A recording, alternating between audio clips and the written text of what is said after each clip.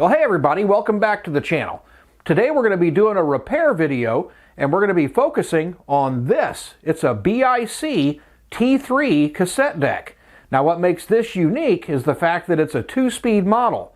I'm not talking about high-speed dubbing, I'm talking about high-speed recording and playback.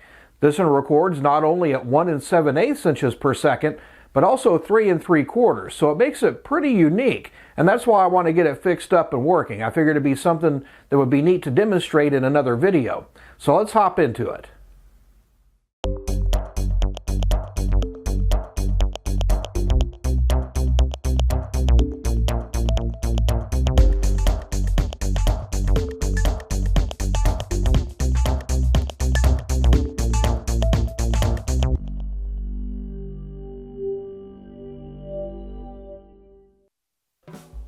Now, like any repair, our first step is going to be actually getting inside the case. So we're going to start off with the 4 screws on the outside. Now, I do want to make sure everybody knows we're not going to go into great detail on this one. I think this machine is a little bit advanced when it comes to belt changes. It's not the easiest one in the world. So I'm going to give you just an overview, so those with experience should be able to figure it out, but I didn't want to bore everybody who just wanted to come along for the ride. Now I'm also going to remove the screws on the bottom of the case on the back so that we can actually remove the back to give us a little bit easier access to the cassette mechanism and make it a little bit easier to film.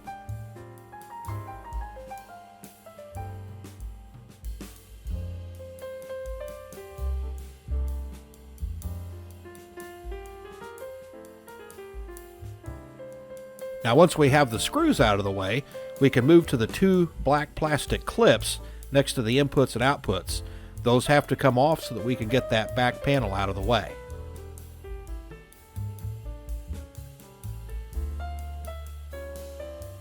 And just take your time, make sure you don't break those. Now once all those screws are out of the way, the back panel will fold down. We don't have to take the cord through, we just need to gain access to the back. Now this is where the cassette mechanism is. The motor, the flywheels, and the belts are all right behind that panel. Now I've found on these we actually don't have to remove the entire cassette mechanism to change our main drive belt and our secondary sub belt. We actually just need to get these screws out of the panel so that we can pull it away far enough to get those belts past the flywheel shafts.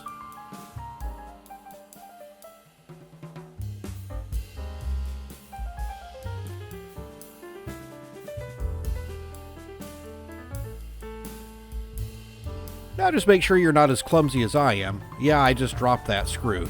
Thank goodness for magnetic screwdrivers.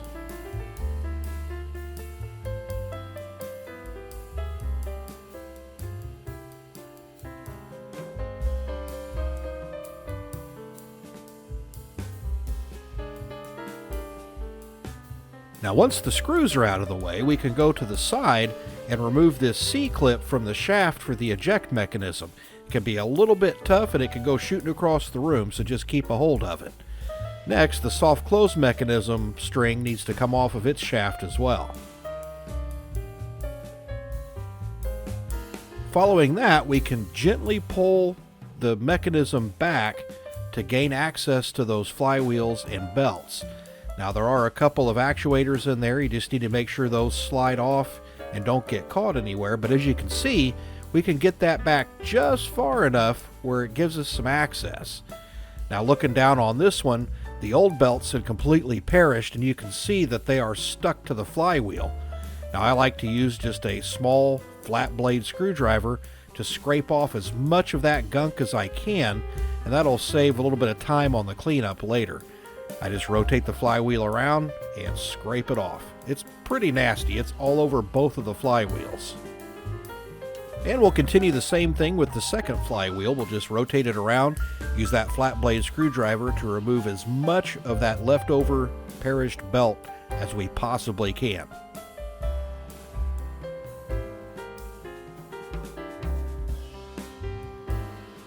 Now after we've scraped off as much as we can, we're going to come back in with a swab that's soaked in isopropyl alcohol. Isopropyl alcohol has a a great reputation for removing perished belts, and it works really, really well in this situation. Now, as we're going to see, it's going to take more than one. There was a lot of residue left on those flywheels. Well, these flywheels were especially bad, so I'm going to have to break out the big guns on this one.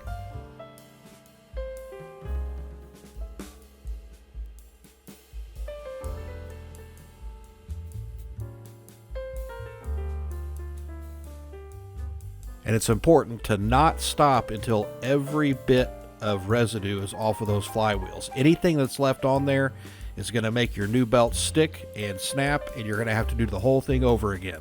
So make sure to take your time, use as many swabs as necessary.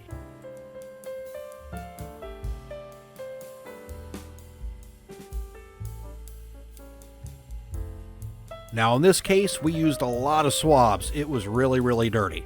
So thank goodness that's over with. Now once we're sure all of the residue's cleaned off, we can get our new belts, thread them through and around the flywheels and over the motor shaft. Same thing with the sub belts, and then we'll be all good to go. Now the whole job from start to finish took about an hour. You're going to want to make sure you put all of the screws back in where you took them out. Sometimes it's handy to use your phone, take some pictures as you're taking things apart.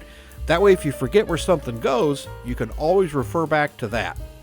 Now we'll get all these case screws put back in. We've already got everything inside buttoned up. Now the step after this is going to be testing it out. This should work. The only thing it wasn't doing before was fast forward, rewind, and play, and that was just down to the belts. So let's get the rest of these screws in. We got one more left. We'll plug it in, put in a tape, and see how this thing sounds.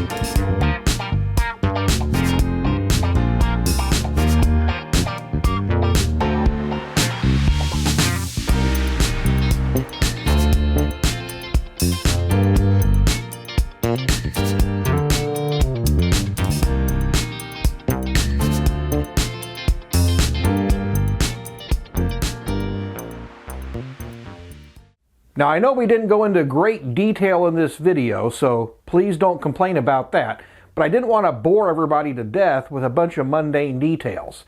It's a pretty advanced unit to work on, so I would only suggest those with experience try to tackle it. Now this one is working perfectly now, it sounds great, so I think we'll get started on making another video to show you guys a little bit more in depth about how this thing works and how it sounds. So make sure you subscribe so you don't miss it, and we'll see you next time.